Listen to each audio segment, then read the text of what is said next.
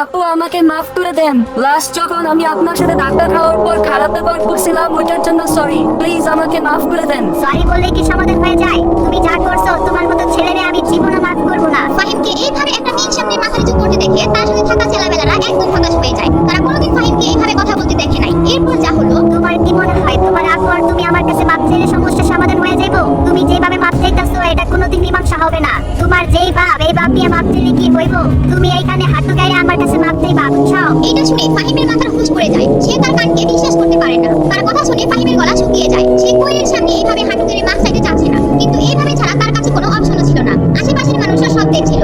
যদি ফাহিম এইভাবে মাপ চায় তাহলে এই এলাকায় ওর যে সম্মান ছিল সেটা নষ্ট হয়ে যাবে, কিন্তু তার কিছু আর করার ছিল না। তাই সে কোয়েলের সামনে হাঁটু গেড়ে বসে যায়। আরে ভাই এইসব কি হইতাছে? ফাহিমের কি মাথা নষ্ট হয়ে গেল নাকি? সামান্য একটা মেয়ের সামনে এইভাবে নিচু হইতাছে।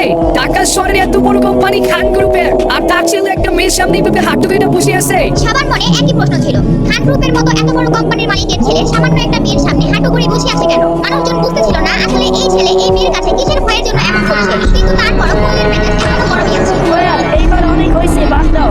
ও তো ওর ভুল বুঝতে পারছে।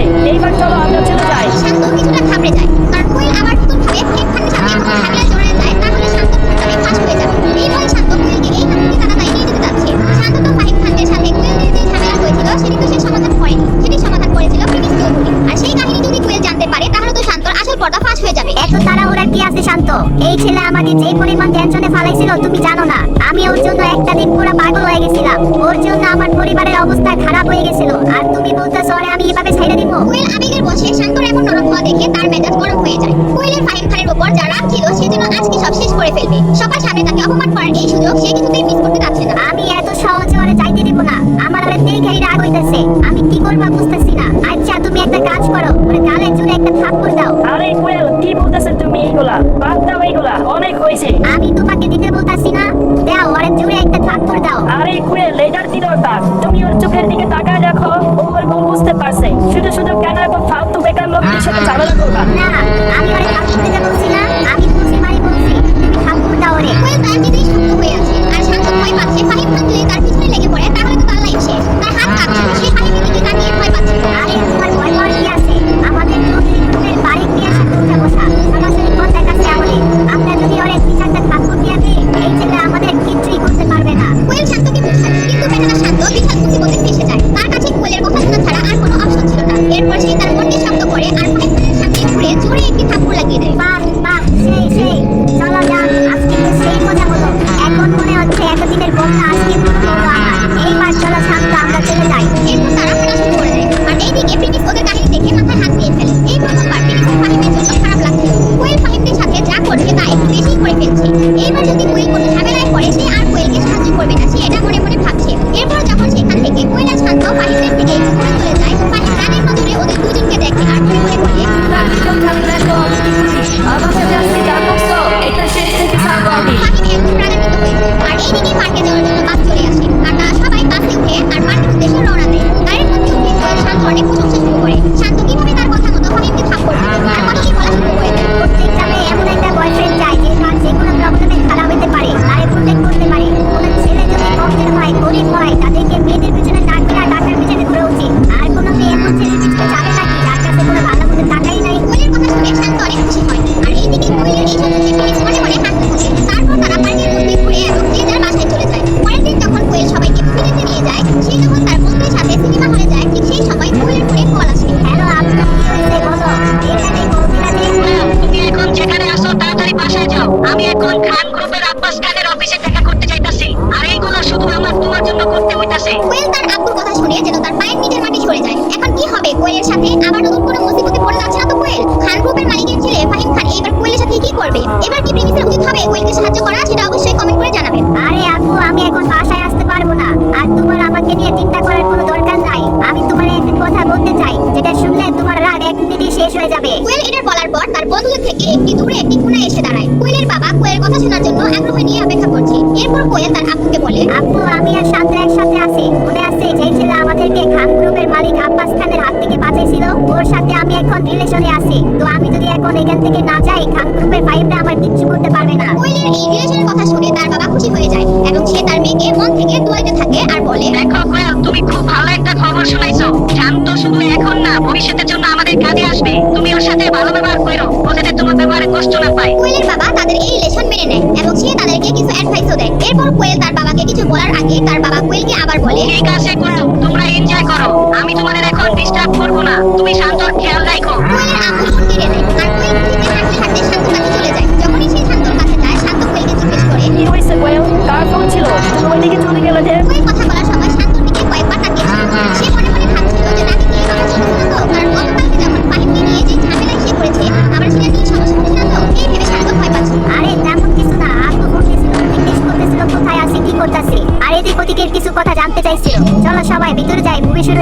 এরপর তারা মুভি দেখতে সিনেমা হলের ভিতরে যায়। আর তারপর সবাই যখন মুভি দেখে বের হয় তখন অনেক রাত হয়ে যায়। তারপর শান্ত কোয়েলকে বলে যে তার অনেক দেরি হয়ে গিয়েছে আর হোস্টেলে যেতে তার অনেক সময় লাগবে, তাই সে আশেপাশে এখানেই কোথাও একটা থাকবে। শান্ত ফাহিমের সাথে এই ঘটনা ঘটার পর তার মনে হচ্ছে কোয়েলকে সে সব সত্যিটা বলে দিবে। যদি পরে এইগুলো জানে তাহলে তার বিশাল সমস্যা হয়ে যাবে। আরে ভাই, বাইরে থাকার কি দরকার? আমরা একটা গাড়ি বুক করি, 20 মিনিটের মধ্যে হোস্টেলে চলে যাইতে পারবো। আচ্ছা ঠিক আছে, তোমরা বাসায় চলে যাইতেছো, তোমরা বাসায় চলে যাও। আমি আর কোয়েল আজকে এখানে বাইরে কোথাও আড্ডা দিব। এইগুলা বলার পর রোশনির মাথা একদম গরম হয়ে যায় আর প্রিমিসও তাদের এই কাহিনী দেখে অনেক বিরক্ত হয়ে যায়। শান্ত আর কোয়েল তাদের সামনে যেই কাহিনী শুরু করতে বিরক্ত হওয়ারই মতো। ওয়েল, তুমি ভালো করে শোনো, তুমি কি এখন শান্তর সাথে থাকবা নাকি আমাদের সাথে যাইবা? তাড়াতাড়ি বলো। আমার মনে হচ্ছে আমার শান্তর সাথে থাকা উচিত। তোমরা চাইলেও থাকতে পারো আমাদের সাথে। কোয়েলের কথা শুনে রোশনির মন খারাপ হয়ে যায়। সে জানে শান্ত বেশি ভালো ছেলে না, তাই রোশনি আর কিছু বলতে পারে না। সে কোয়েলের কথা চিন্তা করে তারা কোয়েলের আশেপাশে থাকার জন্য রাজি হয়। এরপর শান্ত অনলাইনের মাধ্যমে একটা হোস্টেল বুক করে আর তারা সবাই সেই হোস্টেলের মধ্যে চলে যায়। আর হোস্টেলে যাওয়ার পর শান্ত প্রিমিসের সাথে কথা কাটাকাটি হয়। আর প্রিমিস, আমি আজকে অনেক খুশি। এর জন্য আমি তোমাকে এত বড় হোটেলে তোমার সহ নিয়ে আসলাম। আজকে রাত তোমার আজীবন মনে থাকবে। আমার মনে হয় না তুমি এই হোটেলে জীবনে আর কোনোদিন আসতে পারবা। প্রিমিস কোনো কিছুই বলে না তার কথা শুনে। সে চুপচাপ মাথা নাড়ায় এবং শান্তর কথার সাথে সম্মত প্রকাশ করে। তাই শান্ত আর কথা না বাড়িয়ে সেখান থেকে কোয়েলকে নিয়ে চলে যায় একটা হোটেলের রুমের দিকে। কোয়েল অনেক লজ্জা পাচ্ছিল, আবার ভয়ও পাচ্ছিল। তারপরও সে শান্তর সাথে চলে যায় শুধুমাত্র তার সাথে সম্পর্কটা আরো মজবুত করার জন্য। সেখানে অমিত আর রশনি আরেকটা রুমে চলে যায়। শুধু প্রিমিস সেখানে একা দাঁড়িয়ে ছিল আর তাকে দেখে হোটেলের স্টাফরা উল্টাপাল্টা একজন আরেকজনকে বলতে থাকে। ভাই দেখ কি একটা জামা পইরা এত দামি হোটেল আইসা পড়ছি। আমার মনে হয় ওই ছেলে মেয়েগুলো ড্রাইভার হইব।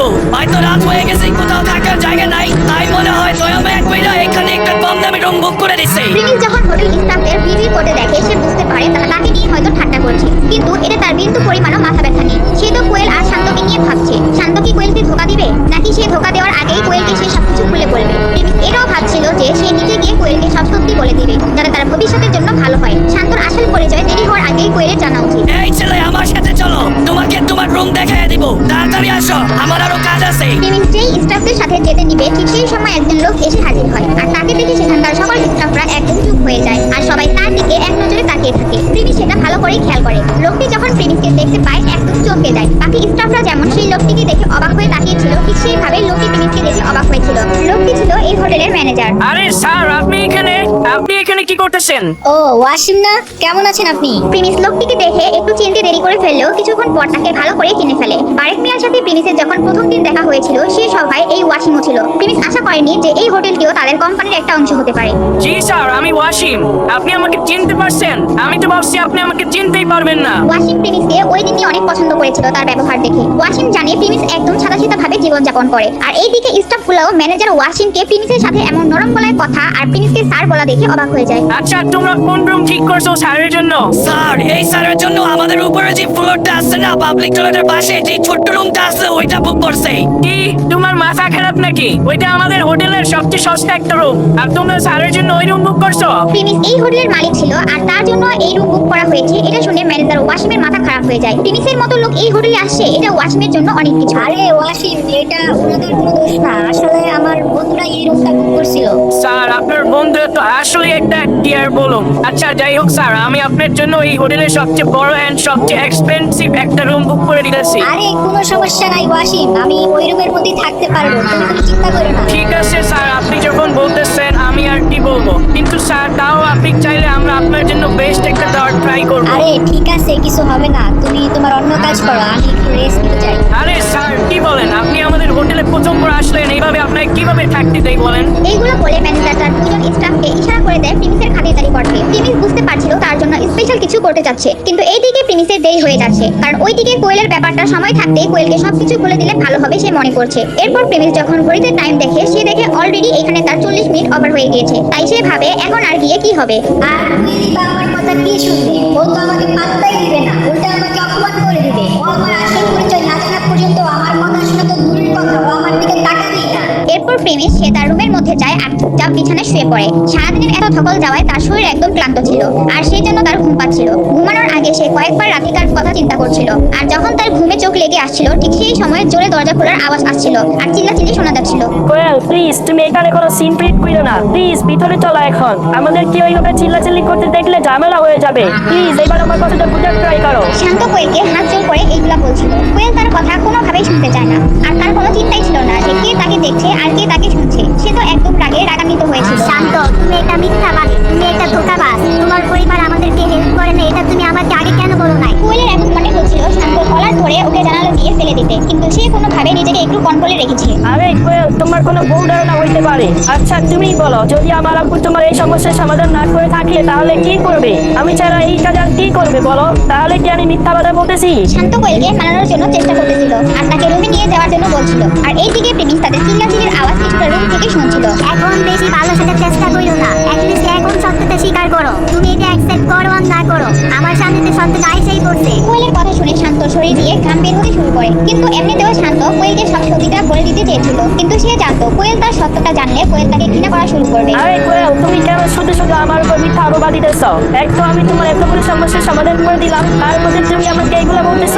কে তোমাকে এইসব উল্টা পাল্টা জিনিস শিখাইতেছে? কে তোমার কান বাড়ি করতেছে? কোয়েল বিশ্বাস করতে পারছে না যে এই ছেলে এখনো সত্যিটা মানতে রাজি হচ্ছে না। এরপর কোয়েল তাকে বলে, এখন এই মাত্র আমার আপু ফোন দিছে। আমার আপুরে খান গ্রুপের আব্বাস খান, ফাহিম খানের বাবা বারবার ফোন দিতেছে। বারবার সে আমার আপুকে তার অফিসে যাইতে বলতেছে। সকালে আমরা ফাহিম খানের সাথে গান করছি, সেটার জন্যই হয়তো। তোমার আপু খান গ্রুপের সাথে কথা বলছে? আমি তো আমার আব্বুকে বলে দিছিলাম যে আমি শান্তর সাথে আছি। এটা শুনে তো আব্বু ফ্রি হয়ে গেছিল, কিন্তু আমার আব্বুর ফোনে বারবার ফোন বাজতেছিল। তাই আমার আব্বু তোমার আব্বুর অফিসে গিয়ে সব খুলে বলছে। কিন্তু তোমার আব্বু আমার আব্বুকে সরাসরি বলে দিছে এই সমস্যা তারা সমাধান করে নাই এবং এখনো কোনো হেল্প করতে পারবে না। কোয়েল এইগুলো বলতে বলতে হাঁপিয়ে যায় আর শান্তর প্রতি তার রাগ আরো বাড়তে থাকে। সে কোনোভাবেই ভাবতে পারেনি এমন কিছু হতে পারে। তুমি আমার সাথে দিনের পর দিন মিথ্যা বলে আসছো, তুমি এক নাম্বার ধোঁকাবাজ। শান্ত সকল মিথ্যা কথা বাটপাড়ি কোয়েলের সামনে ক্লিয়ার হয়ে যায়। শান্ত অনেক চেষ্টা করে কোয়েলকে এইভাবে ফাঁসানোর চেষ্টা করেছিল আর তার বন্ধুদের ও তাদের জন্য হোটেলের পিছনে এত টাকাও নষ্ট করলো, কিন্তু ঠিক পারফেক্ট টাইমে কোয়েলের বাবার ফোন এসে সবকিছু নষ্ট করে দিল। তোমার আপু আমার আপুর সাথে দেখা করতে গেছিল? শান্ত গাধার মতো একটা প্রশ্ন করে। কোয়েল তাকে প্রথম এইসব কাহিনী বলে দিছে, কিন্তু তার মনে হয় কোয়েলের কথা বিশ্বাসই হচ্ছিল না। তার নিজের পর্দা ফাঁস হওয়ায় ভিতর থেকে চোর ফিল হচ্ছিল। কোয়েল, তুমি আমার কথাটা শোনো, একটুখানি বোঝার চেষ্টা করো প্লিজ। শান্ত এইটা বলে কোয়েলকে বোঝানোর জন্য তার কাছে যেতে চায়। সে কোয়েলকে কোনোভাবে শান্ত করতে চায়। তার সাথে সম্পর্ক টিকুক আর নাই টিকুক, এখন সে তার মাথা ঠান্ডা করাটাই তার প্রধান উদ্দেশ্য। সে কোয়েলকে রুমে নিয়ে যাওয়ার জন্য যখনই আগাবে তখন কোয়েল বলে, আমার সামনে আসার চেষ্টা করবো না, তুমি একটা ফালতু ছেলে। জানি না কেন আমি তোমার কথার উপর বিশ্বাস করছিলাম। এই তোমরা কি বানছো এই স্ট্যাচু? কিভাবে বানলো এই স্ট্যাচু? হ্যাঁ, আমরাই বানছি, আমাদের ভুল হয়ে গেছে। কোয়েল শান্তর উপরে গিয়ে তাকে ধাক্কা দেওয়ার কারণে সেখানে থাকা স্ট্যাচু ভেঙে যায় আর সেই আওয়াজে হোটেলের ম্যানেজার আর স্টাফরা সেখানে চলে আসে। আর কোয়েল যে সেটা ভেঙেছে সেটা সে স্বীকারও করে নেয়। আচ্ছা ঠিক আছে, খুব ভালো ব্যাপার যে আপনি আপনার দোষ মেনে নিছেন, কিন্তু এখন এটার জন্য আপনাকে আমাদের কোম্পানিকে জরিমানা দিতে হবে। বার্ষিক পরিস্থিতির টাকা দেখে মন খারাপ করে ফেলে এবং কোয়েলকে শান্তি তাদেরকে জিজ্ঞাসা করে, কিন্তু কোয়েল জরিমানার কথা শুনে রেগে যায় আর বলে, কি বললেন? এই সামান্য একটা স্ট্যাচুর জন্য আমার জরিমানা দিতে হবে? এটার মধ্যে কি এমন আছে? স্ট্যাচুই তো আর কি। যদি আপনারা এতই গরিব হন তাহলে এত বড় হোটেল কেন খুলছেন? কোয়েলের মুখে যা আসছিল তাই বলছিল। তার রাগ তাকে আবার কাবু করে ফেলে। ম্যানেজার ওয়াশিং বুঝছিল সে একটি বড়লোকের লাফাঙ্গা মেয়ে ছাড়া আর কিছুই না, তাই সে ভাবে তার সাথে মীমাংসা করা যাবে না। আর সে তখন তার সব কথা শুনে এবং তারপর বলে, আচ্ছা ঠিক আছে, আপনি যা বলছেন, কিন্তু আমরা আপনার মতো বড়লোক না, আমরা নিজেরা পরিশ্রম করে তারপরে খাই। আপনি যেই স্ট্যাচুটি বানছেন এটা সাধারণ কোনো স্ট্যাচু না, এটা রাশিয়া থেকে আনা হয়েছে আর এটার প্রাইস প্রায় 30 লাখ টাকার করে। কি বলতেছেন? 30 লাখ টাকা? কোয়েল এটা শুনে একদম শক হয়ে যায়, যেন সে এতক্ষণ ঘুমিয়েছিল আর তার মুখে কেউ পানি ঢেলে দিল। এই স্ট্যাচুর দাম 30 লাখ টাকা ছিল। সেটা শুনে যেন তার মনে হচ্ছে সে স্বপ্ন দেখছে। আসলে এটার দাম 30 লাখ টাকা? এরপর ম্যানেজার ওয়াশিং কোনো কথা না বলে তার স্টাফদেরকে ইশারা করে আর তারা সাথে সাথে সেই স্ট্যাচুর বিলের কাগজ নিয়ে আসে আর সেটা কোয়েলকে দেখায়। আর সেটা দেখে তো কোয়েলের খুশ হয়ে যায়। 30 লাখ টাকা তো সে একসাথে জিতেছে কিনা সন্দেহ। স্যার, আমার ভুল হয়ে গেছে, আমি বুঝতে পারি না, আমি খেয়াল করি নাই sir. Sorry sir, please sir. Koyel ম্যানেজারের কাছে হাত জোড় করে মাফ চায় আর তাকে মারার চেষ্টা করতে থাকে। এতক্ষণ যে কোয়েল বাহিনীর মতো আচরণ করছিল আর এখন সে বিড়ালের মতো শান্ত হয়ে গেছে। সে ভয়ে কাঁপাকাঁপি শুরু করে দেয়। আপনার কি মনে হয় আপনি আমার সামনে হাত জোড় করে মাপ চাইবেন আর আমি আপনাকে ছেড়ে দিব? আর যাই হোক, আপনি তো বলছিলেন সামান্য একটা স্ট্যাচু আর আমরা গরিব হোটেলের মালিক। তো এখন এক কাজ করেন, আপনি আপনার বাসার কাউকে ফোন দেন আর আমাদের সামান্য স্ট্যাচু জরিমানা দেন। জরিমানার কথা বলে ওয়াশিং কোয়েলের দিকে তাকিয়ে হাসছে। কোয়েল যখন তার বাসার কথা শুনে তার যেন পায়ের নিচ থেকে মাটি পড়ে যায় আর সে ভয়ে কাঁপতেই থাকে।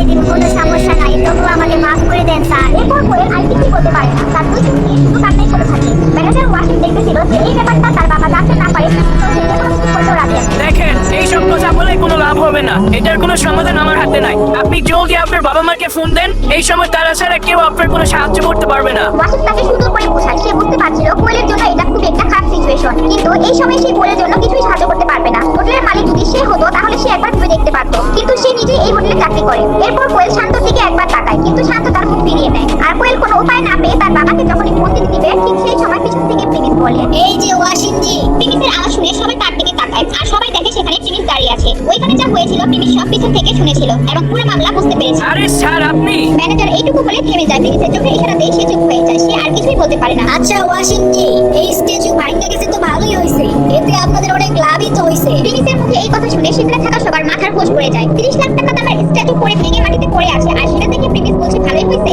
ম্যানেজার ওয়াসিম এটা বুঝতে পারছিল না, কিন্তু প্রিমিস যেহেতু বলেছে অবশ্যই কোনো কারণ আছে। আচ্ছা, আপনি বলতেছেন এই স্ট্যাচু ভেঙে গেছে তো আমাদের ভালোই হয়েছে। আচ্ছা, আপনি কি বলতে পারবেন এটা ভাঙার কারণে আসলে আমাদের কি লাভ হয়েছে? আচ্ছা ঠিক আছে, বলতেছি। আচ্ছা বলেন তো, এই বাংলাদেশে কত পার্সেন্টেজ মানুষ মুসলমান? এই তো 91% মতো হবে। 91% মুসলিম একটা দেশে আপনারা জীবজন্তুর স্ট্যাচু লাগাইছেন, তাও আবার এত টাকা নষ্ট করে। শুধু তাই না, এত দামি একটা স্ট্যাচু বাইরের দেশ থেকে নিয়ে আসছেন, আর সেটা ভাঙা তাই আপনারা আপনাদের কাস্টমারের সাথে জরিমানাও যাচ্ছেন। এই বিষয়টা যদি মানুষের মধ্যে ছড়িয়ে পড়ে আপনাদের হোটেলের কি অবস্থা হবে বুঝতে পারছেন? যদি এই ঘটনা মানুষ জানতে পারে, আপনাদের হোটেল বয়কটও করতে পারে। প্রিমিস তার কথা শেষ করে তার চোখ মুছে তাকায়। সবাই তার কথা শুনে হাসি পাচ্ছিল। তাদের মনে হচ্ছিল এই একটুখানি ছেলে তাদের ম্যানেজারকে ভুলভাল বোঝানোর চেষ্টা করছে। তারা বুঝতেছিল ম্যানেজার তার কথা শুনে আরো রেগে যাবে। এইদিকে প্রিমিস যখন কোয়েলের হয়ে কথা বলছিল, তার একটু ভালো লাগা কাজ করছিল। আজ প্রথমবার কোয়েলের প্রিমিসের কথা ভালো লাগছিল। সবাই তখন ম্যানেজারের কথার অপেক্ষায় ছিল। আমার মনে হচ্ছে এই লোক ঠিকই বলতেছে, মনে হয় আমি একটু বেশি করে ফেলছি। এটা বলে ম্যানেজার একটু নরম হয়ে যায়। একটু আগে প্রিমিস যেন একজন হাসির পাত্র হয়েছিল, কিন্তু ম্যানেজারের এই জবাব শুনে তাদের নজর পাল্টে যায়। তারা সবাই ভাবছিল ম্যানেজার ওয়াসিম এই ছোট একটা ছেলে ছোট একটা যুক্তি কিভাবে মেনে নিল। বাকি সবার মুখে যেন এখন তালা লেগে গিয়েছে। আপনি আমাদের খুব ভালো একটা বিষয় মনে করে দিয়েছেন, আপনি আমাদের হোটেলের বড় একটা ক্ষতি থেকে বাঁচাইছেন। Thank you so much sir. এমন না যে ম্যানেজার ওয়াসিম প্রিমিসের কথাগুলো মেনে নিয়েছে, সে বুঝতে পেরেছিল প্রিমিস এখন কোয়েলকে বাঁচানোর চেষ্টা করছিল। এই সময় তাকে ঠিক এরকম একটা যুক্তি দিয়ে তাকে বাঁচানো সম্ভব হতো। তাই ওয়াসিম প্রিমিসের কথা হাতে হাত মিলিয়ে দেয়, আর সে নিজে বোকা সাজে। আচ্ছা, তো এখন আপনি এই স্ট্যাচুর জন্য যে জরিমানা নির্ধারণ করছেন সেটা কি করবেন? না স্যার, জরিমানার তো কোনো প্রশ্নই আসে না। এখন তো আমি ম্যাডামের কাছে সরি বলবো আর তাকে ধন্যবাদ দিব। ম্যানেজার ওয়াসিম প্রিমিসের সাথে হাসতে হাসতে বলে, এবং সে কোয়েলের দিকে তাকিয়ে বলে, ম্যাডাম, আপনি আমার খারাপ আচরণের জন্য আমাকে মাফ করবেন। আপনি আমাদের হোটেলের বড় একটা লোকসানের হাত থেকে বাঁচাইছেন, সেটার জন্য শুকরিয়া। যেহেতু আপনি আমাদের হোটেলের বড় একটা ক্ষতি থেকে বাঁচাইছেন, এর জন্য আমাদের হোটেলের পক্ষ থেকে আপনাকে 5,000 টাকা ডিসকাউন্ট দিতে চাই। ম্যানেজার ওয়াসিমের মনে হচ্ছিল প্রিমিস মনে হয় এই মেয়েকে পছন্দ করে, আর সে প্রিমিসের পছন্দের মানুষ, মানে চৌধুরী পরিবার উত্তরাধিকারীকে সে সন্তুষ্ট করে দিয়েছে। এদিকে ওয়াসিমের এমন আচরণ দেখে সবাই অবাক হয়ে যায়, কারণ সে চোখের সামনে 30 লাখ টাকার লোকসান এমনি ছেড়ে দিচ্ছে। শুধু তাই না, উল্টা তাকে 5,000 টাকা ডিসকাউন্ট দিচ্ছে। এটা কেমন লজিক ছিল? কেউ বিশ্বাসই করতে পারে না। আসলে কি বলবো এতক্ষণ? টাকা দেওয়ার কোনো দরকার নাই। আমার মনে হয় না যে এই সামান্য করে টাকা আমাদের কিছু যায় আসবে। এর চেয়ে ভালো আপনি এগুলো বাদ দেন, এই মামলা ডিসমিস করে দেন। এমনিতেও আমরা সবাই এখন ক্লান্ত, সবার বিশ্রামের প্রয়োজন আছে। কোয়েল, তোমার প্রিমিসের কাছে থ্যাঙ্কস বলা উচিত। ওর জন্য আজকে তুমি এত বড় বিপদ থেকে বাঁচলা। প্রিমিস কোয়েলকে এত টাকা জরিমানা থেকে বাঁচানোর পর কোয়েল রোশনির রুমে চলে যায়। তারপর সেখানে তারা দুজন ফ্রেন্ড হয়ে কথা বলছিল। রোশনি কোয়েলকে প্রিমিসকে থ্যাঙ্কস বলার জন্য বলে, কিন্তু কোয়েলের অবস্থা দেখে মনে হয় না সে প্রিমিসকে থ্যাঙ্কস জানাবে। কোয়েল, দেখো এটা খুবই খারাপ একটা ব্যাপার। তোমার প্রিমিসের কাছে মাপ চাওয়া দরকার। তুমি দেখছিলে না ম্যানেজারের কাছে তুমি কত হাত জোর করে মাপ চাইলা, এবং তার বাসায় কাজ করার জন্য বলছিলে, কিন্তু তারপরে তোমাকে মাফ করলো না। আর তারপর প্রিমিস আসলো, 2-3টা লজিক দিল, আর ম্যানেজার মাইনে নিল। তোমার কি মনে হয় প্রিমিস আগে থেকে এই ম্যানেজারকে চিনে?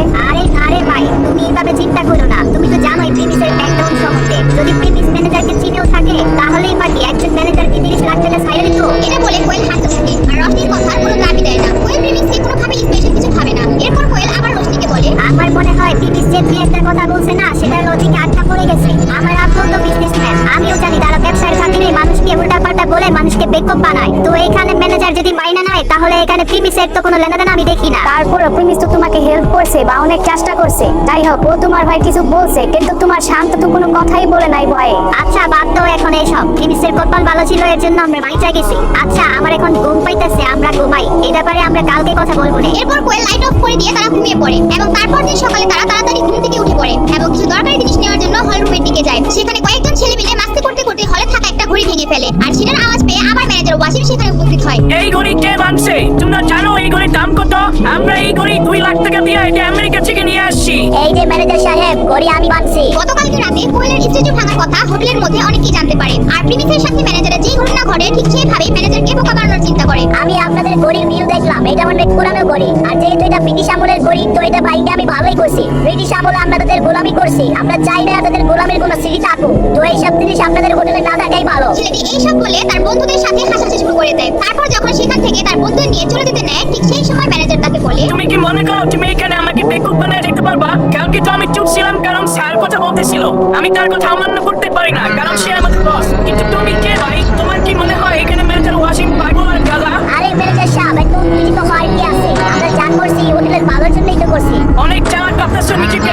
যাই হোক, আমি এখন ডিসাইড করছি তোমরা যেটা বানছো সেটার জন্য 3 ডাবল জরিমানা তোমাদের এখন দিতে হবে। আর যদি সেটা তোমরা না দাও তাহলে তোমাদের একটা পাও আমি হোটেলের বাইরে যেতে দিব না। ম্যানেজার ওয়াসিম একটু রেগে যায় কারণ তাকে তারা বোকা ভেবে বেকুব বানানোর চেষ্টা করতেছিল আর ম্যানেজার সেটা বুঝে ফেলে এবং তাদেরকে হুমকি দেয়। আচ্ছা, তুমি আমাকে ভয় দেখাচ্ছ? তুমি জানো আমার আব্বুকে? আমরা টাইগার গ্রুপ কোম্পানির মালিক। আমাদের কাছে তোমাদের এই হোটেলে 10 গুণ পরিমাণ টাকা আছে। আর কথা শুধু টাকা পয়সা না, আমার আব্বুর বড় বড় লিঙ্কাপ আছে। অনেক বড় বড় ক্ষমতাবান দেশে তো উঠা বসা, বুঝছেন আপনি? সেই ছেলেটা উল্টা ম্যানেজার ওয়াসিমকে থ্রেট করে কিন্তু ম্যানেজারের এটা শুনে তার কোনো যায় আসেনি। এমনকি তার রাগ আরো বেড়ে যায়। ম্যানেজার রাগের নজরে ছেলেটির দিকে তাকায় আর বলে, তোর বাপ যেই হোক, সেও যদি এখানে আসে তারও আমি ঠিক এই কথাই বলবো যে এক্ষুনি এই গরিব 3 নম্বর টাকা ফালান আর আপনার এই ছাপড়ি ফালতু সন্তানকে এখান থেকে নিয়ে যান। আচ্ছা সব বাদ, তাড়াতাড়ি তোর বাপের ডাকে আনো। আচ্ছা, মনে হইতেছে তোর বাসায় বউ বাচ্চা নাই আর তোর মরার অনেক চুলকানি উঠছে। তো ঠিক আছে, আমার কি, আমিও তোর ইচ্ছা পূরণ করে দিতেছি। কিন্তু একটা কথা মাথায় রাখিস, বলে পায়ে ধরে কান্নাকাটি করতে আইস না, তাইলে কোনো লাভ হইব না। আমি বইলা রাখি, তোর সাথে যেটা হইব সেটা জীবন তুই নিজেই নাই। ছেলেটি ম্যানেজার ওয়াসিমের মতো একজন ভদ্রলোককে উল্টাপাল্টা কথা বলে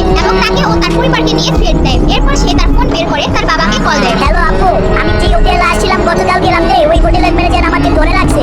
আমার হাত থেকে একটা ঘড়ি পড়ে গেছে, তাই আমাকে এইখান থেকে যাইতে দিতেছে না। বলতেছে এই ঘড়ির 3 গুণ জরিমানা না দিলে নাকি আমাকে এই হোটেল থেকে বাইরে হইতে দিবে না। এখন কিন্তু তোমার নামে উল্টাপাল্টা কথা বলতেছে। ছেলেটি তার বাবার কান ভারী করে। ম্যানেজার তার দিকে রাগের নজরে তাকিয়ে থাকে আর সাথে সাথে তার সমস্ত কথাও রেকর্ড করে। ছেলেটা অনেক বেয়াদব ছিল, তার বেয়াদবি এখনো থামে না। সে তার বাবাকে আবার বলে, আপু, আমার মনে হয় এই লোকের মূর্তি পড়ছিতেছে, তাহলে তো একটু ভয় পাওয়ার কথা। আমি আমাদের টাইগার গ্রুপের কথা বললাম, তারপরেও ভয় পাইতেছে না। আচ্ছা, আমার তো তাই মনে হচ্ছে। কি নাম ওই ম্যানেজারের? সেটা আমাকে বলতো, আমি এক্ষুনি আসতেছি। আপু, ম্যানেজারের নাম হচ্ছে ওয়াসিম খান আর এটা হচ্ছে হোটেল 71। কি বললি?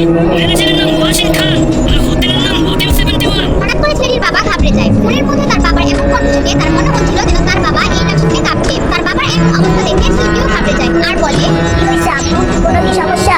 আরে খাদা, বলো তুমি কোন জায়গা? তুই জানোস তুই কার সাথে মারামারি দেখেছ? আরে ওইটা হোটেল 71 এর ম্যানেজার ওয়াসিম খান, চৌধুরী গ্রুপের পার্টনারশিপ বছর হোটেলের সাথে। তুই এক্ষুনি ম্যানেজারের কাছে যা আর মাপ চা। তার বাবা উল্টা তার উপর রেগে যায়। সে বুঝতে পারছিল না যে তার সাথে আসলে কি হচ্ছে। আসলে তার বাবা তাকে মাফ কেন চাইতে হচ্ছে। আরে আপু, তুমি এগুলো কি বলতেছো? এই লোক তো আমার কাছে ওরাই 3 গুণ টাকা দিতেছে, এমনকি আমাকে যুক্তিও দিতেছে। যেটা চাইতেছি দিয়ে দাও। যদি সে 3 গুণের কথা বলে তাহলে 3 গুণই দিয়ে দাও। আর যদি 5 গুণ চায় তাহলে 5 গুণই দিয়ে দাও। কোনো বাড়াবাড়ি করবো না তার সাথে। আর শোন, যতক্ষণ না ওয়াসিম তোরে মাফ করতেছে ততক্ষণ তুই বাসায় আসবি না, মজাই থাকে। তার বাবার কথা শুনে সে বুঝে গিয়েছিল তার এখন কি করতে হবে। সে এতটা বেকুব না যে সে এখনো বুঝবে না আসলে তার ক্ষমতা কতদূর। সে বুঝতে পেরেছিল যে ওয়াসিম খান অনেক বড় কোনো লোক হবে। যদি তাকে নারাজ করা হয় তাহলে তার বাপ বেটা দুজনের অবস্থা খারাপ হয়ে যাবে। এরপর ছেলেটি ম্যানেজার ওয়াসিমের কাছে যায় আর বলে, ওয়াসিম আঙ্কেল, আমার ভুল হয়ে গেছে, আমাকে মাফ করে দেন। অনেক বড় ভুল হয়ে গেছে, না চাই না আমি কত উল্টাপাল্টা কথা বলে ফেলছি, তার জন্য আমাকে প্লিজ মাফ করে দেন। আপনি আমাকে 3 ডাবল টাকা দিতে বলছিলেন না, আমি এক্ষুনি 3 ডাবল টাকা দিতেছি। এইগুলো বলে সে একদম তার মাথা নিচু করে ফেলে। ওয়াসিম তাকে মাফ না করা পর্যন্ত সে কোনোভাবেই হাত ছাড়বে না। সে ওয়াসিমের জবাব শোনার জন্য অপেক্ষা করছিল। এখানে দাঁড়িয়ে থেকে আর তোমার এই ফালতু চেহারা আমার আর দেখাও না। ওইখানে রিসেপশনে যাও আর টাকা দিয়ে ভাগোই হোটেল থেকে। ওয়াসিম এটা বলে সেখান থেকে চলে যায়। ওয়াসিমের এই রাগান্বিত কণ্ঠ তার কাছে মধুর মনে হয়েছে কারণ সে তাকে মাফ করে দিয়েছে। তার কাছে এর যে খুশির খবর আর কি হতে পারে। আরে ভাই, ঝান্ডা বাঁচলো, কি একটা বিপদে পড়ে গেছিলাম। ছেলেটি এই কথা বলে রিসেপশনের দিকে যায় আর এইদিকে ওয়াসিম যখন যাচ্ছিল এখান থেকে সে তখন দেখতে পায় কোয়েল আর রোশনি দাঁড়িয়ে আছে। সে বুঝতে পেরেছিল তারা সব কথা শুনে ফেলেছে এখানে যা হলো এতক্ষণ। আরে ম্যাডাম, আপনারা এখানে? ওয়াসিম তাদের সাথে কথা বলার চেষ্টা করে কিন্তু এর আগে কোয়েল আর রোশনি তাদের কাহিনী দেখে অবাক হয়ে যায় কারণ গতকালকে তার সাথে যা হয়েছে ঠিক আজকেও সেই ছেলেটা একই কাজ করেছে। গতকালকে কোয়েল আজকের ছেলের 15 গুণ লোকসান করেছিল আর তাকে পরে ছেড়ে দিয়েছিল জরিমানা ছাড়া। কিন্তু আজকে সামান্য 2 লাখ টাকার জন্য ছেলেটির কাছ থেকে 3 ডাবল টাকা রাখলো। এইগুলো ভেবে তারা স্তব্ধ হয়ে যায়। ঠিক সেই সময় প্রেমিস সেখানে আসে। আরে ওয়াসিম জি, কি হচ্ছে এখানে? কিছু হয়েছে নাকি? কত মানুষে দেখলাম যাইতে। আরে আপনি কালকে যে কথা বলছিলেন না, এই জন্য আমি ডিসিশন নিছি। আমাদের এই হোটেলে যত বিদেশি জিনিস আছে এগুলো সব আমরা বাইরে ফেলাই দিব। ওয়াসিম প্রেমিসের আসল পরিচয় বাঁচানোর জন্য রোশনি আর কোয়েলের সামনে মিথ্যা বলে। সে জানে যে কোয়েল আর রোশনি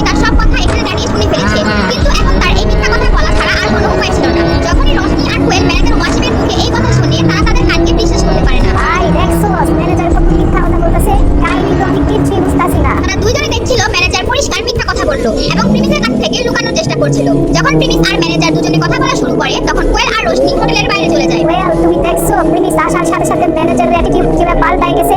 আসলে ম্যানেজারের দেশি বিদেশি ধর্মীয় বিষয় নিয়ে কোনো মতলবই ছিল না। আমার তো মনে হইতাছে ম্যানেজার কালকে তোমার এর জন্য ছাড়ছে কারণ প্রিমিস তোমার পক্ষে ছিল। তোমার আমি কালকে রাতেই বলছিলাম না এই ম্যানেজার আর প্রিমিসের মধ্যে একটা কানেকশন আছে। আমার তো মনে হয় এই দুইজন একজন আরেকজনকে আগে থেকে চিনি। আরে ভাই, তুমি এমন যা বলতেছো আমারও তাই মনে হচ্ছে, কিন্তু আমার তো প্রিমিসের উপর আমার বিশ্বাসই হচ্ছে না। তুমি নিজের চোখে দেখছো প্রিমিস আমাদের সামনে কেমন পরিবের মতো থাকতো। আচ্ছা, আমরা পুরো বিষয়টা আগে না জানি না কিছু বলতে পারতেছি না। আমরা চুপচাপ থাকি, তারপরে দেখি আসল কাহিনী কি। ঠিক আছে, কিন্তু তোমার আমার একটা কথা মানতে হইব।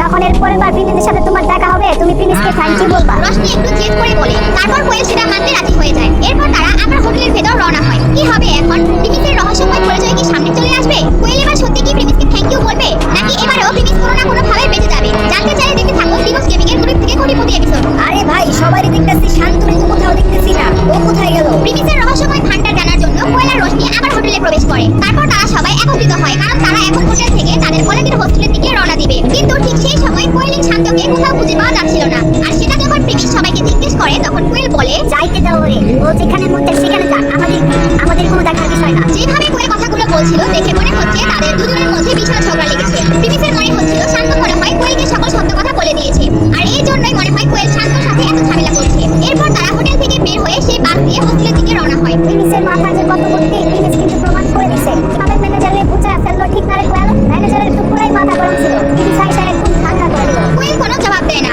গাড়িতে বসার পর থেকে কোয়েল বারবার প্রিমিসের দিকে একটু পরপর দেখছিল। তার মনে হচ্ছিল এখন তাকে থ্যাংক ইউ বলে দিতে, কিন্তু তার সাহস হচ্ছিল না প্রিমিসকে থ্যাংক ইউ জানাতে। কোয়েল প্রিমিসকে দেখে মানতেই পারছে না যে প্রিমিস যেমন তাকে দেখাচ্ছে আসলেই সে তেমনই। এরপর তাদের বাস কলেজের সামনে চলে আসে আর সবাই নেমে যায়। তখন প্রিমিস অমিতকে বলে, অমিত শোন, তুই রোশনিকে বাসায় পৌঁছে দিয়ে আয়, আমার একটু কাজ আছে, আমি গেলাম। প্রিমিস এখন খুব তাড়াতাড়ি রাধিকার সাথে দেখা করতে চায়। সে তার নতুন ফ্ল্যাট দেখানোর জন্য অপেক্ষা করছিল।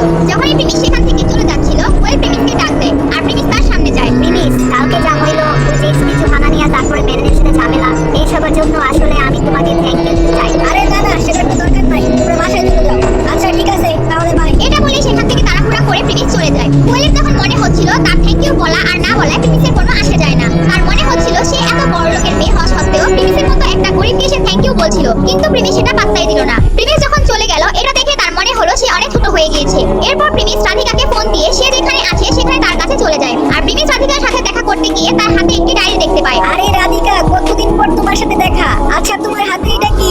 ডায়েরি মনে হচ্ছে, দেখি তো কি এটার মধ্যে। প্রিমিস তার হাত থেকে ডায়েরিটি নেয় আর সে সেটা পড়তে থাকে। সেখানে সে দেখতে পায় 10 জন লোকের নাম ও তাদের নাম্বার দেওয়া ছিল যারা রুম ভাড়া দিয়ে থাকে। সেখানে রুম ভাড়া সহ রুমের সাইজ এবং বাকি সকল সুবিধা অসুবিধা লেখা ছিল। রাধিকা, তুমি এইগুলা নিজে খুঁজে খুঁজে এই নাম্বার আর সমস্ত বিষয়গুলো বের করছো? হ্যাঁ, আমি নিজেই গিয়েছি, কি আর করবো। বাসা ভাড়া নিতে গেলে তো 1 মাসের অ্যাডভান্স, 1 মাসে যত বিল আছে ওইগুলো চাই। আমার কাছে তো এত টাকা নাই, তো নিজের সুবিধা মতো রুম খুঁজতেছিলাম। আর এমনি তো আমার কিছু করার ছিল না এখন। রাধিকা তার ডায়েরি প্রিমিসের কাছ থেকে নিয়ে নেয় আর প্রিমিসের দিকে তাকিয়ে মুচকি হাসি দেয়। যেভাবে রাধিকা হাসছিল প্রিমিসের মনে আবার রাধিকার জন্য ভালোবাসা আছে। এমনিতেও সে রাধিকাকে 2 দিন পর দেখতেছে। এই 2 দিন সে তার নতুন ফ্ল্যাটের কথা ও সে কিভাবে দিন কাটিয়েছে সেটা শুধু সেই জানে। যেহেতু আমি আইসা পড়ছি, তোমার কোনো চিন্তা করা লাগবে না। আর এমনি তো এইসব অ্যাডসের উপর আর এই বাড়ি ভাড়া লোকদের উপর এত বিশ্বাস করা ঠিক না। কালকে যদি তোমার থেকে বেশি ভাড়াওয়ালা লোক খুঁজে পায় তাহলে তোমাকে ঘর থেকে বের করে দেবে, আবার তোমার সেই বাড়ি খোঁজা লাগবে। আচ্ছা, তো এখন আমার কি করা উচিত? যেহেতু তুমি আইসা পড়ছো এখন, তাহলে তুমি বা কি করবা আমার জন্য বলো। রাধিকা বুঝতে পারছিল না যে প্রিমিস তাকে কিসের সলিউশন দিবে। সে সেটা কোনোভাবেই আন্দাজ করতে পারছিল না।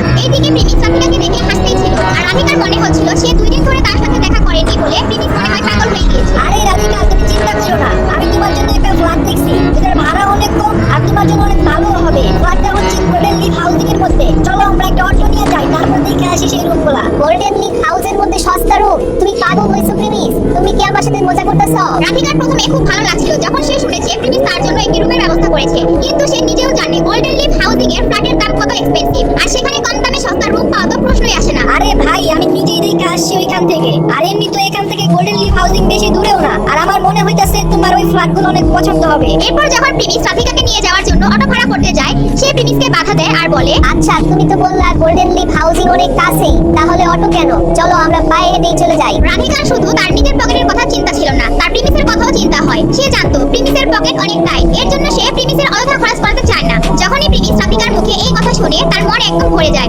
এরপর তারা দুজন হাঁটা শুরু করে দেয়। প্রিমিস ভাবে হাঁটতে হাঁটতে এতদিনের জমে থাকা কথাগুলো বলবে, কিন্তু কিছুক্ষণ হাঁটার পর রাধিকা চিৎকার দিয়ে ওঠে তার পায়ের ব্যথার কারণে। আমার মনে হইতাছে আমি আর 5 মিনিটও হাঁটতে পারবো না, এখন আমার পা চলতে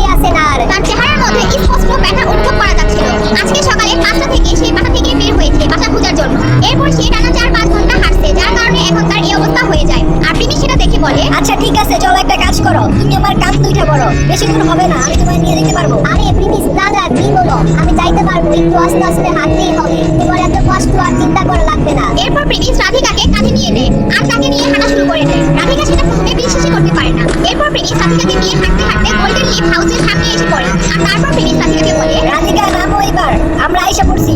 কি হইলো রাধিকা, নামো, আমরা আইসা পড়ছি তো। প্রিমিসের কথায় কোনো জবাব দেয় না রাধিকা। আসলে সে ঘুমিয়ে পড়েছে। সেটা যখন প্রিমিস বুঝতে পারলো, সে তাকে নিয়ে হাউসিং এর ভিতরে চলে যায়। এরপর তাকে একটি রুমে নিয়ে যায় আর তাকে খাটের মধ্যে শুইয়ে দেয়। এরপর প্রিমিস তার পাশেই বসে থাকে। প্লিজ, আমরা কোথায় আসলাম এটা? আমাকে কই নিয়ে আসছো তুমি? এখানে কিভাবে আসলাম আমি? আরে ভয় পাওয়ার কিছু নাই, এটা সেই রুম যেটার কথা আমি তোমাকে বলছিলাম। রাধিকা তার জীবনেও কোনোদিন এমন রূপ দেখেনি। ঘুম থেকে উঠে প্রিমিসকে এই রুমে দেখে সে ভয় পেয়ে যায়। সে কোনোদিন কল্পনাতেও এরকম রূপের কথা ভাবেনি। চিন্তার কোনো কারণ নাই, এই ফ্ল্যাটের ভাড়া তোমাকে দিতে হবে না। এটা আমার এক বন্ধুর ফ্ল্যাট, ও দেশের বাইরে গেছে, ঠিক কবে আসে তার কোনো ঠিক নাই। কাজের জন্য ও দেশের বাইরে গেছে, তো এখন তুমি এখানে আরামসে নিশ্চিন্তায় থাকতে পারো। কিন্তু আমার মনে হয় না এটা ঠিক হবে। তুমি তো বুঝতেই পারতেছো আরেকজনের বাসায় কিভাবে না বলে থাকতে পারি। আরে এটা কোনো ব্যাপার না, আমি আমার বন্ধুর সাথে কথা বলছি, ওর কোনো সমস্যা নাই। তো আমাদের কি সমস্যা? এরপর প্রিমিস রাধিকা কিছু বলার আগেই তাকে নিয়ে পুরো ফ্ল্যাট ঘুরে দেখায়। পুরো ফ্ল্যাট ঘুরে দেখানোর পর রাধিকাকে আবার খাটে নিয়ে বসায় আর বলে, রাধিকা, তোমার কি এই ফ্ল্যাটটা পছন্দ হয়েছে? আরে হ্যাঁ, অনেক পছন্দ হয়েছে, আমি তো ভাবতেই পারি না এমন কিছু। শুনে খুব ভালো লাগলো যে তোমার ওটা পছন্দ হয়েছে। আচ্ছা তুমি চলো আমার সাথে, তোমাকে এক জায়গায় নিয়ে যাবো। এরপর প্রিমিস রাধিকাকে নিয়ে গোল্ডেন লিফ হাউসিং এর বাইরে চলে আসে এবং তাকে এক জায়গায় নিয়ে যাওয়ার জন্য বলে। আরে এখন আবার কোথায় যাবো? তুমি আমার জন্য অনেক করছো প্লিজ। আরে আগে চলো তো আমার সাথে, তারপর সব বুঝতে পারবা।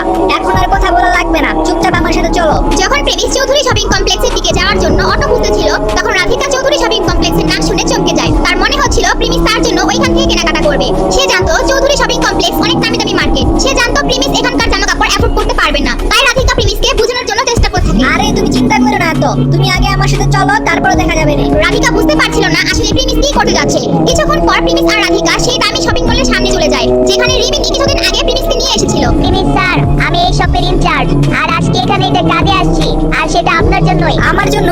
আমার এই শপের সাথে কি কাজ? এরপর প্রেমিস রাধিকাকে নিয়ে ভেতরে যাইতে চায়, কিন্তু রাধিকা তাকে বাধা দেয়। ওইখানে যাওয়ার কোনো দরকার নাই, প্লিজ চলো আমরা অন্য কোথাও যাই। রাধিকা কোনোদিন এত দামি শপিং মলে আসেনি। তার মনে হচ্ছিল এই জায়গা তার জন্য না। সে যখন শপিং করতো ঢাকা শহরের সবচেয়ে সস্তা জায়গায় যেত। আরে রাধিকা চলো, কিচ্ছু হবে না, আমি আছি তো, কোনো চিন্তার কারণ নাই, তুমি আমার সাথে চলো। রাধিকা তখন ভিতরে যেতে ভয় পাচ্ছিল। এরপর প্রেমিস তার হাত ধরে সোজা শপিং মলের ভিতরে নিয়ে যায় আর সেখানে ঢুকে সোজা একটি শোরুমে নিয়ে যায়। শোরুমের মধ্যে ম্যানেজার তানভীর এক কোণায় দাঁড়িয়ে ছিল। সে পেছন থেকে দেখছিল একটি সাধারণ ছেলে আর মেয়ে জামা কাপড় দেখছে। আরে ভাই, প্রেমিস আর রাধিকার জামা কাপড়ের অবস্থা পিছন থেকে দেখে ম্যানেজারের মেজাজ খারাপ হয়ে যায়। সে ভাবছে তারা এমনি মার্কেটে ঢুকেছে, জামা কাপড় কেনার জন্য নয়। তাদের দুজনকে শান্ত করার জন্য ম্যানেজার তানভীর তাদের পিছনে গিয়ে বলে, hello sir and madam, welcome to our Chowdhury shopping complex. প্রেমিস আর রাধিকা পিছন থেকে সামনে ঘোরার আগেই ম্যানেজার তানভীর বিরক্ত হয়ে আবার তাদের উদ্দেশ্যে বলে, স্যার আমাদের এখানে ড্রেস 5,000 টাকা থেকে শুরু আর ম্যাক্সিমাম ড্রেস 10,000 টাকার মতো। তো আমি কি আপনাদের বাজেট জানতে পারি? তাহলে আমি আপনাদের হিসাবে ড্রেস দেখাতে পারি। এটা ম্যানেজার তানভীরের চাল। এইভাবে সে কাস্টমারদেরকে বের করে দেয়, যাতে কেউ শুধু জামা কাপড় না কিনে এসির বাতাস খেতে না আসে। এরপর ম্যানেজার তার কথা শেষ করে আর এইদিকে প্রেমিস তার দিকে ঘুরে। ম্যানেজার তানভীর এক সেকেন্ডে প্রেমিসকে চিনে ফেলে। আরে আপনি, আমি তো আপনাদের চিনতেই পারি নাই। ম্যানেজার তানভীরের ওই দিনের কথা মনে পড়ে যায়। তানভীর সাহেব, আজকে থেকে প্রিমিস স্যার আমাদের এই শপের মালিক। আজকে থেকে উনি যা বলবে আমাদের তা ফলো করতে হবে, বুঝতে পারছো? আচ্ছা ঠিক আছে ম্যাডাম, আমি বুঝতে পারছি, কোনো সমস্যা নাই। যেদিন রিমিনি প্রেমিসকে নিয়ে এসেছিল এই শোরুমে, এইদিকে ম্যানেজারের কথা শুনে রাধিকা আরো ঘাবড়ে যায়। তার মনে হচ্ছিল এখনই প্রেমিসকে নিয়ে এখান থেকে চলে যেতে। সে এত দামি জামা কাপড়ের জন্য টাকা নষ্ট করতে চায় না। প্লিজ চলো এখান থেকে, তোমার সাথে আমার কিছু কথা বলার আছে। তুমি টাকা চিন্তা করতেছো না? চিন্তা করো না, আমার কাছে টাকা আছে। এরপর প্রেমিস যখন দেখে রাধিকা তাও মানতে চাচ্ছে না, সে রাধিকার একটু কাছে এসে চুপি চুপি তাকে বলে, দেখো আমরা তো শপিং মলে ঢুকেই পড়ছি, এখন যদি এখান থেকে বের হয়ে যায় সবাই আমাদেরকে নিয়ে মজা করবে। তো আমরা এখান থেকে সস্তা কোনো একটা জামা নিয়ে বের হয়ে যাই। রাধিকা প্রেমিসের কথা শুনে তার মনে হচ্ছিল প্রেমিস ঠিকই বলছে, কিন্তু আবার চিন্তাও হচ্ছে, কারণ এখানকার সস্তা জামা কাপড়ের দামও 5,000 টাকা। আর এত টাকা সে বরবাদ হচ্ছে সেটা দেখতে চায় না। 5,000 টাকায় না জানি কত মাস তার চলে যেত, কিন্তু প্রেমিস তাকে এখানে নিয়ে আসছে, তার এখন মানা করার কোনো রাস্তাই নেই। এরপর প্রেমিস রাধিকাকে জামা কাপড় দেখানো শুরু করে দেয় আর তার কিছুক্ষণ পর প্রেমিস বলে, আমরা এই ড্রেসটা একটু ট্রাই করে দেখবো। ম্যানেজার প্রেমিসের পিছে পিছেই ঘুরছিল। প্রেমিস যে ড্রেসটার কথা বলছে আসলে রাধিকা ওই ড্রেসটা কয়েকবার ঘুরে ঘুরে দেখছিল। তাই প্রেমিস ম্যানেজারকে ওই ড্রেসটা ট্রায়াল দেওয়ার জন্য বলে, আরে দাদা, আমি এটা শুধু দেখতেছিলাম, এটা আমি ট্রাই করব না। এমন না যে রাধিকার এই ড্রেসটা পছন্দ হয়নি। আসলে সে এই ড্রেসের দাম বেশি দেখে মানা করে দেয়। সে সস্তা কোনো কিছু খুঁজছিল, এত দামি ড্রেস তার নিতেই মনে যাচ্ছিল না। তো এইদিকে লাল কালারের ড্রেসটা আছে, এটা নাও। এটা ডিজাইনের কালার খুব ভালো, এটা নিতে পারো। না না, এটার কালার আমার তো পছন্দ হইতেছে না, আমরা অন্যটা দেখি। প্রেমিস রাধিকাকে অনেকগুলো সুন্দর সুন্দর ড্রেস দেখায়, কিন্তু প্রত্যেকবারই রাধিকা কোনো না কোনো বাহানা দেখিয়ে না করে দেয়। তার বোঝা উচিত ছিল রাধিকা এখান থেকে কোনো ড্রেস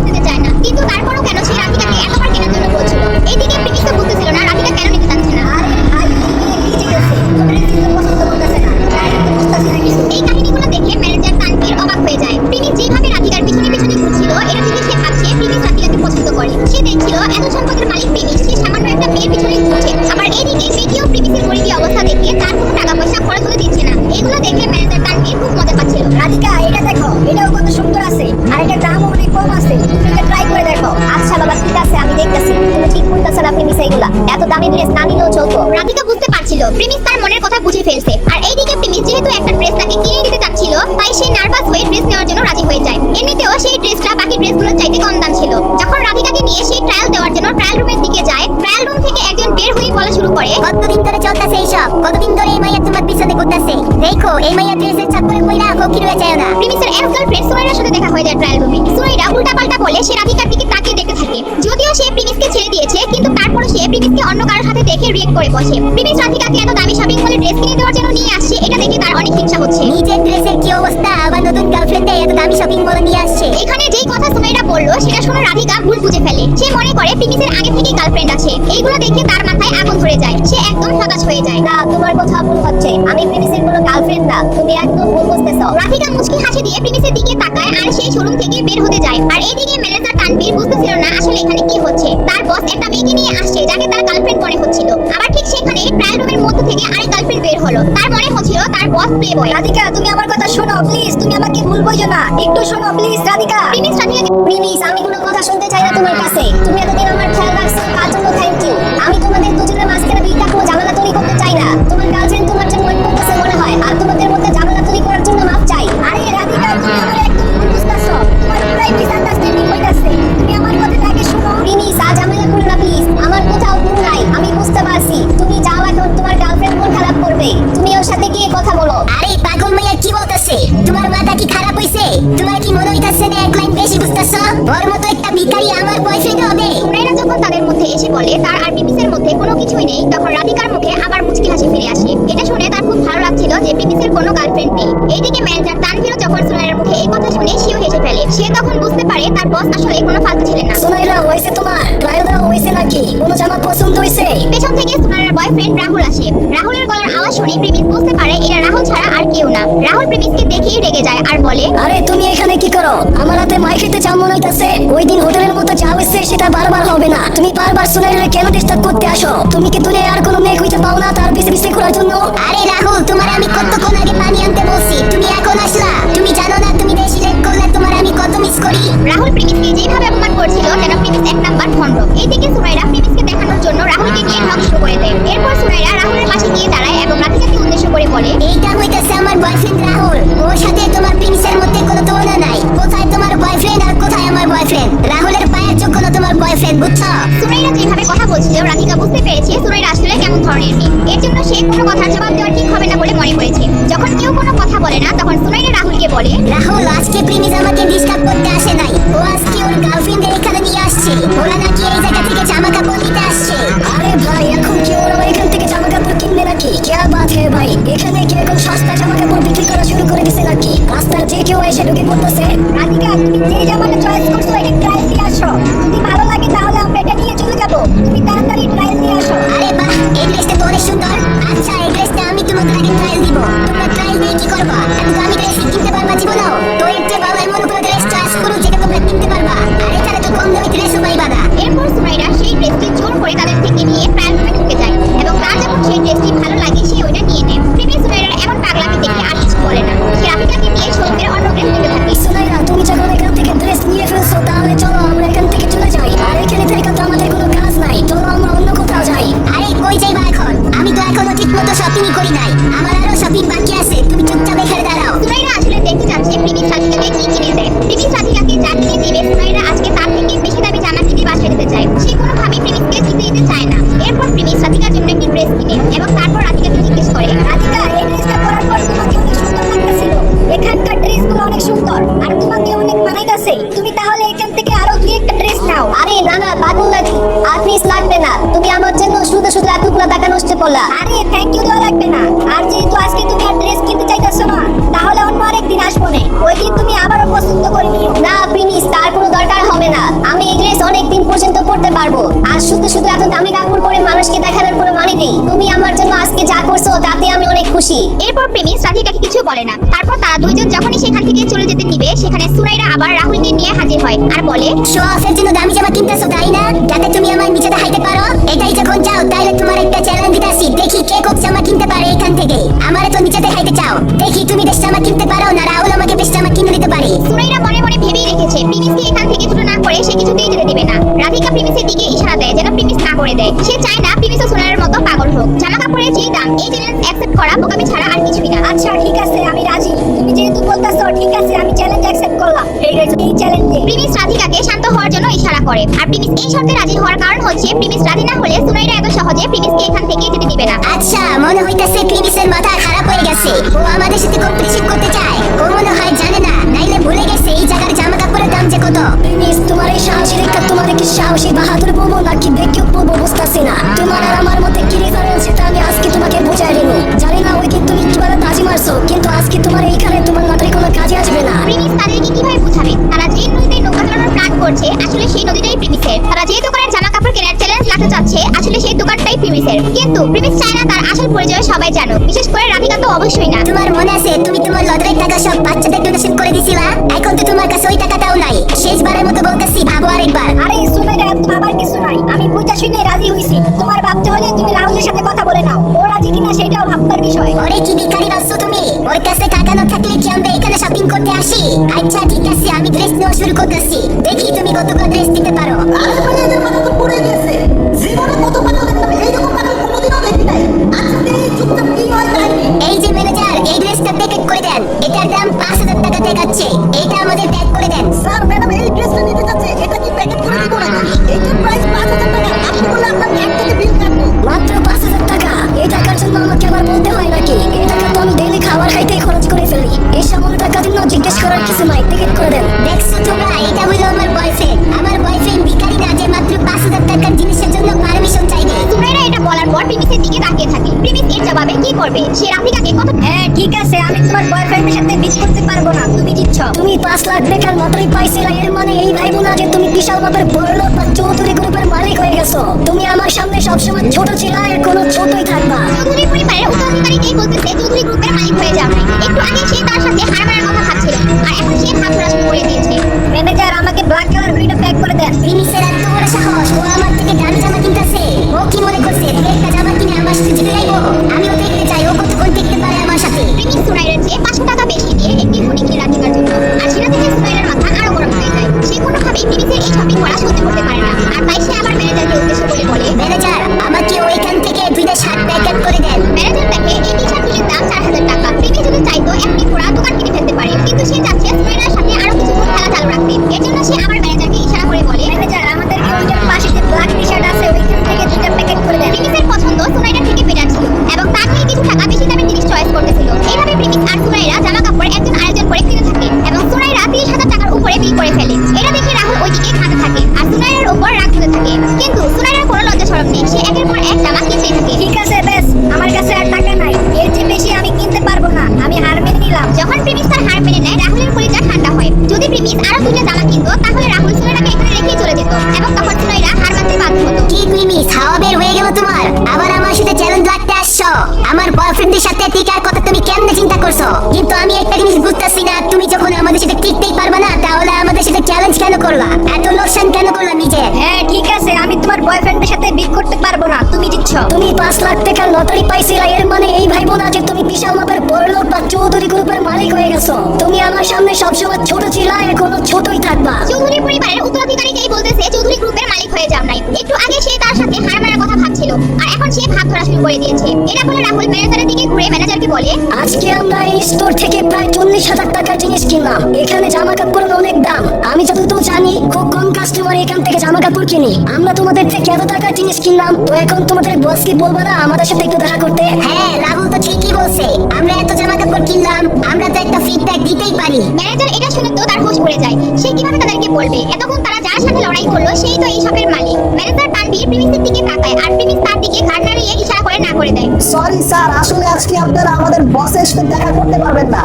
আমাদের বস আজকে অফিসের মধ্যে নাই, হয়তো অন্য কোনো ব্রাঞ্চে আছে। এরপর সুনাইরা আর রাহুল চলে যায়। এইদিকে রাধিকার মন খারাপ ছিল।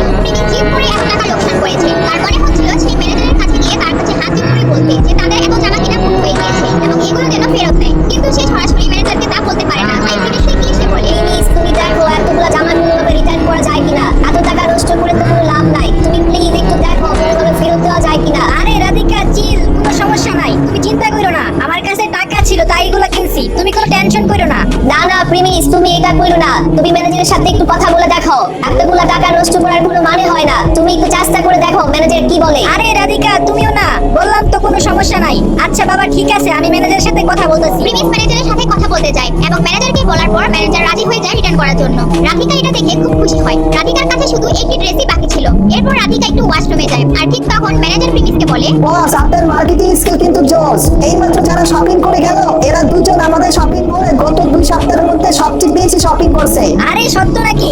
আচ্ছা এরপর এবার যখন ওরা জামা কাপড় কিনতে আসবে তখন ওদেরকে 10% ডিসকাউন্ট দিয়ে দিও আর আমাদের শপিং মলের একটা মেম্বারশিপ কার্ড দিয়ে দিও। কিন্তু কেন বস, এটার কি দরকার? ঠিক আছে, তারা আজকে অনেক টাকা শপিং করছে, কিন্তু আমার মনে হয় না তারা এরপর আর কোনদিন এত টাকা শপিং করবে। মেয়েটি যখন জামা কিনতেছিল তার সাথে ছেলেটার যারা একদম ডাইমা গেছিল, তো শুধু শুধু ওদের জন্য ডিসকাউন্ট আর কোনো মানে হয় না। আরে আমি যেমনে বলছি ওইটা করো, তোমার এত ভাবা লাগবে না, তুমি ওদেরকে ডিসকাউন্ট দিয়ে দিও। ঠিক আছে বস, কিন্তু বস আপনি আপনার গার্লফ্রেন্ডকে কেন বললেন না যে আপনি এই শপের মালিক? সে যদি জানতো আপনি এই শপের মালিক তাহলে তো এই কাপড়গুলো ব্যাগ নিয়ে রাখতো না। আরে বোকার মতো কথা বলো না তো, তুমি যেটা বুঝো না ওইটা বলতে আইসো না। এখন তুমি তোমার কাজ করো। প্রিমিস ম্যানেজারকে একটি ধাড়ি দিয়ে তাকে যেতে বলে। এমনিতেই রাধিকার সাথে প্রিমিসের এখন ভালো একটা সম্পর্ক হচ্ছিল। সে তার আসল পরিচয় বলে তাদের সম্পর্কটা নষ্ট করতে চায় না। যখন পারফেক্ট সময় আসবে তখন সে আসল সত্যি কথা সবার সামনে আনবে। এরপর তারা ওইখান থেকে বের হয়ে শুধু তাদের কলেজের সামনে আসে। আর তখন প্রিমিসের ফোনে একটা কল আসার কারণে সে একটু দূরে গিয়ে ফোনটা ধরে।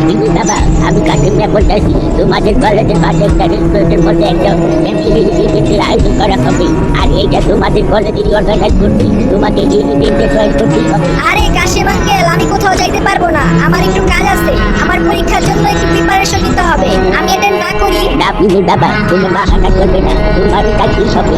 এটা তোমার পরিবারের একটা কেস। তুমি যদি না যাও তাহলে তুমি এই পরীক্ষায় ফেল হবে।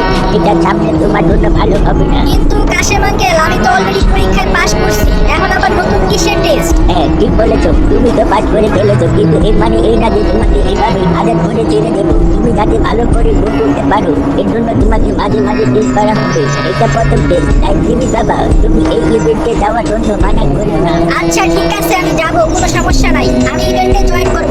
আপনি আপুকে বললেন আমাকে তো টেস্ট করা লাগবে না। প্রিমিসের তার পরিবারের ডিসিশন শুনে হাসি পাচ্ছিল। এত বছর পরীক্ষা নেওয়ার পর আরো পরীক্ষা নিতে চায়। আসলে এটা কি কোনো চাল নাকি? এমন তো না যে জেনে বুঝে কেউ প্রিমিসকে ডিস্টার্ব করছে। আরে ভাই, তারা কি চাচ্ছে বুঝতেছি না তো। হঠাৎ আবার টেস্ট দেওয়ার কি আছে ভাই? প্রিমিস এইগুলো ভাবার পর তার মনে আসলো যে সে বাংলাদেশের বিশাল বড় বিজনেসম্যানের ছেলে, তো তার এই জন্য ফ্যামিলি এত বড় বিজনেসের দায়িত্ব এমনি তো ছেড়ে দিবে না। প্রিমিস বুঝতে পারছিল তাদের তারিখ আসলে কি। এরপর প্রিমিস রাধিকার সামনে যায় আর তাকে বলে, রাধিকা তুমি কি ফিরে আসো?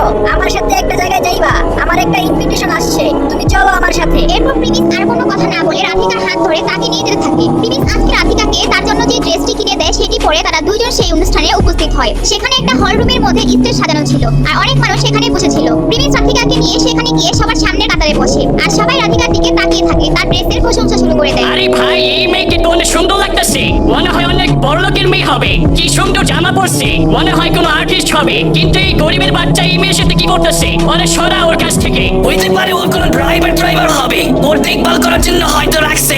চাকর টাকর থাকে না টেক কেয়ার করার জন্য। সবাই রাধিকাকে নিয়ে কথা বলছিল।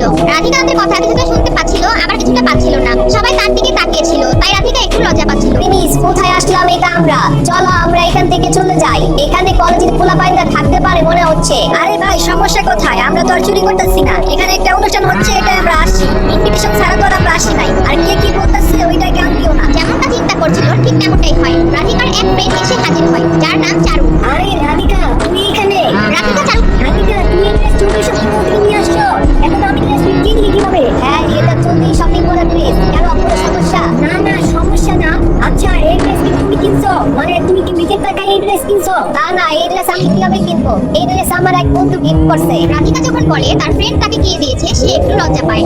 এদিকে চারু ভাবছে রাধিকা হয়তো নতুন কোনো খেলা শুরু করে দিয়েছে, হয়তো বড়লোক কোনো ছেলেকে পটিয়ে সে এই কাজ করছে। আচ্ছা, কে সেই ফ্রেন্ড তোমার? তুমি কি আমার সাথে তার দেখা করাই দিবা না? চারু সেই ছেলের সাথে দেখা করতে চায়। যেই ছেলে রাধিকাকে এত দামি জামা কিনে দিতে পারে, সেই ছেলে তো তাকেও কিনে দিতে পারে। এই ভেবে সে রাধিকার ফ্রেন্ডের সাথে দেখা করতে চায়। আচ্ছা, তুমি আমার ফ্রেন্ডের সাথে দেখা করতে চাও? এইটা তো একদম ইজি ব্যাপার। আমার ফ্রেন্ড তো এখানেই আছে, এই যে আমার সাথে বসে আছে, এটাই আমার বন্ধু। চারু প্রিমিসকে দেখে চমকে যায়। সে প্রিমিসকে দূর থেকে দেখছিল রাধিকার সাথে বসে থাকতে, কিন্তু চারু ভাবেনি যে প্রিমিসের মতো ছেলে রাধিকার জন্য জামা কিনে দিয়েছে। প্রিমিস কিভাবে এত দামি জামা কিনে দিবে? প্রিমিস তো নিজেই গরিব বেশি আছে। এই ড্রেস কি প্রিমিস কিনে দিয়েছে নাকি অন্য কিছু? এইগুলো যখন ভালো থাকে তখন রাধিকা প্রিমিসের সাথে চারুকে পরিচয় করিয়ে দেয়। হ্যালো, আমি প্রিমিস, রাধিকার ফ্রেন্ড। হাই, আমি চারু। আমি আর রাধিকা একই গ্রামে বসবাস করতাম। আমরা ছোটবেলার বন্ধু। আসলে চারু প্রিমিসের সাথে কথা বলতে চায়নি, আর প্রিমিসের সাথে কথা বলতে ঘৃণা লাগছিল। প্রিমিস যে ড্রেস পরে আছে শুধু চারু নয়, যে কোনো মেয়ে তাকে দেখে পছন্দ করবে না। কিন্তু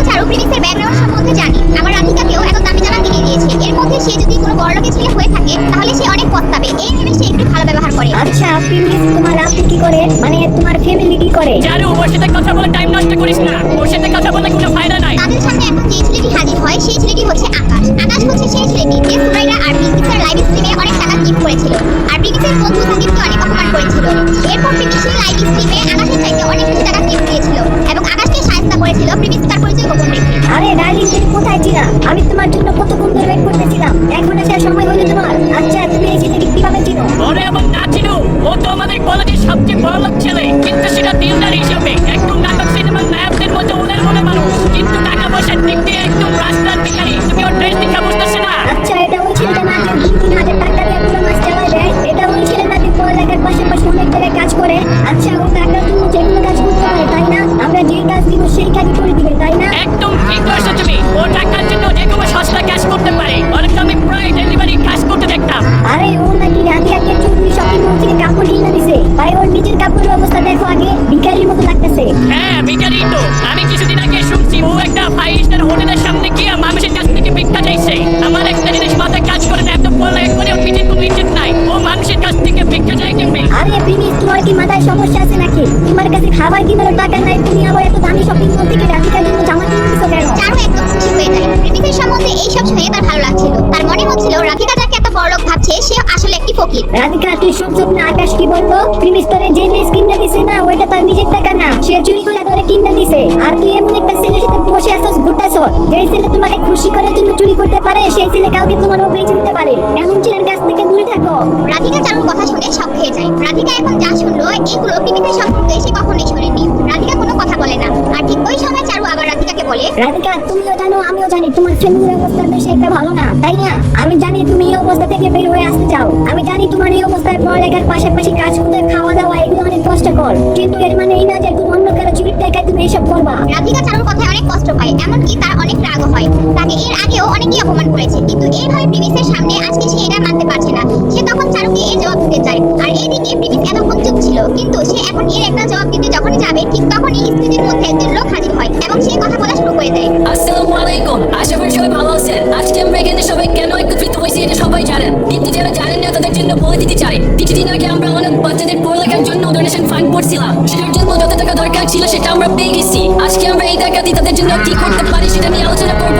আর যারা এই ডোনেশন করতে বাচ্চাদের পাশে ছিল তাদেরকে আমরা সম্মানিত করব। প্রিমিসের এই কথা শুনে কান খারাপ হয়ে যায়, কারণ কিছুদিন আগে সে এই বাচ্চাদের ডোনেশনের জন্য 4,50,000 টাকা ডোনেট করেছিল। এখন যদি তারা সবাইকে সম্মান করতে যায় তাহলে প্রিমিসের নামও সেখানে আসবে। প্রিমিস, তুমি 4.5 লাখ টাকা ডোনেট করে দিছো। গরিবদের জন্য তুমি তোমার সমস্ত টাকা দিয়ে দিছো। হ্যাঁ, দিয়ে দিছি 4,50,000 টাকা। তুমি তো একটু আগেই বললা তোমার কাছে টাকা আছে কি নাই এগুলো তোমার দেখার বিষয় না। তুমি তো বলছিলা তুমি আমার সাথে তখন থেকে আছো যখন আমার কাছে টাকা ছিল না। তাই বলে তুমি তোমার সব টাকা দিয়ে দিবা? টাকা আর কি, আজ আছে কাল নাই। আর আমাদের এই টাকা যদি ভালো একটা কাজে আসে তোমার তো খুশি হওয়া উচিত। এটার জন্য কিছু গরিব মানুষ তো পড়ালেখা করতে পারলো অন্তত। আর তুমি চিন্তা করো না, আমার কাছে এখনো 5,000 টাকা আছে। এখন আমরা ওই ব্যক্তিদের সম্মান করতে চাই যারা আমাদের এই ক্যাম্প সফল হইতে সাহায্য করছিল, কিন্তু তার আগে আমরা আপনাদের কিছু অ্যানাউন্স করতে চাই। আমরা আমাদের এই ডোনেশনের মধ্যে টোটাল 10,26,000 টাকা কালেক্ট করেছি। এর মধ্যে 156 জন 1,000 টাকা করে দিয়েছে, 2,000 টাকা করে 45 জন দিয়েছে, আর 10,000 এর বেশি দিয়েছে 5 জন মানুষ। আরে ভাই, এই ডোনেশনের জন্য আমাদের কলেজ থেকে 10,000-এর বেশি টাকা দিছে।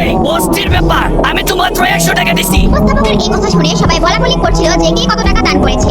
এন্ড সবার মধ্যে কথা বলাবলির কারণে চিল্লাচিল্লি শুরু হয়ে যায়। তাই উপস্থাপক সবাইকে বলে, প্লিজ সবাই চুপ থাকেন, সবাই একটু শান্ত হন। আমার কথা এখনো শেষ হয় নাই, আমি আরো কিছু আপনাদের শেয়ার করতে চাই। আমি এতক্ষণ যাদের কথা বললাম তার চেয়ে এমন একজন আছে যে 1 লাখ টাকার উপর দান করেছে। যখন উপস্থাপক এই কথা বলে সবাই খুশিতে আবার চিল্লাচিল্লি শুরু করে দেয়। কলেজে বেশিরভাগ বাচ্চারাই পড়ে, সেখানে 10,000 টাকা ডোনেশন করবে এটাই বড় ব্যাপার। আর সেখানে একজন 1 লাখ টাকারও বেশি ডোনেট করেছে, এটা শুনে সবার খুশি করে যায়। সবাই মনে করছে সেই ছেলে অনেক বড় কেউ হবে। ডার্লিং আকাশ, তুমি কত টাকা ডোনেশন করছো? আমি তো 3,000 টাকা দিয়েছিলাম। 3,000 টাকা কি কম নাকি? আর এমনি তো তুমি এই ডোনেশনের কারণে টপ 50-এর মধ্যে ঢুকে পড়ছো। আরে এটা কোনো ব্যাপার না, এমন কত টাকা মানুষের নেই কোনো হিসাব রাখি না। আচ্ছা রাধিকা, তুমি কি ডোনেশন করছিলা? আমি জানি তুমি ডোনেশন দিতে পারবো না কেন, তাও কিছু না কিছু টাকা তো অবশ্যই দেওয়া উচিত। হ্যাঁ, আমি দিয়েছি, আমি 20 টাকা ডোনেশন দিয়েছি। আরে রাধিকা, তুমি মাত্র 20 টাকা ডোনেশন দিছো?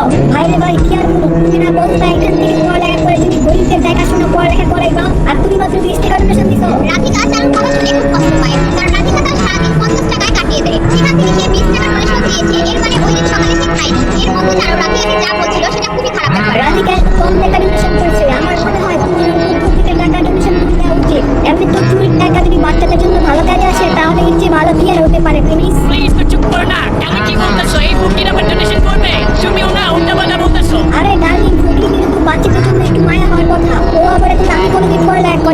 বল ভাই। রাধিকাকে অপমান করার পর এখন সে প্রিমিসকে অপদস্থ করার চেষ্টা করছে। প্রিমিস এখন মুখ খুলে কি সত্যিটা বলে দিবে নাকি উপস্থাপক প্রিমিসের নাম ধরে ডাক দিয়ে বলে দিবে প্রিমিসের কথা? প্রিমিসের আসল পরিচয় কি তাহলে প্রকাশ হতে যাচ্ছে? তা জানতে চাইলে টিমন গেমিং এর ইউটিউব চ্যানেলটি সাবস্ক্রাইব করে নোটিফিকেশন বাটন বাজিয়ে রাখেন। আর যারা ফেসবুক পেজ থেকে দেখছেন তারা পেজটি ফলো করে দিন।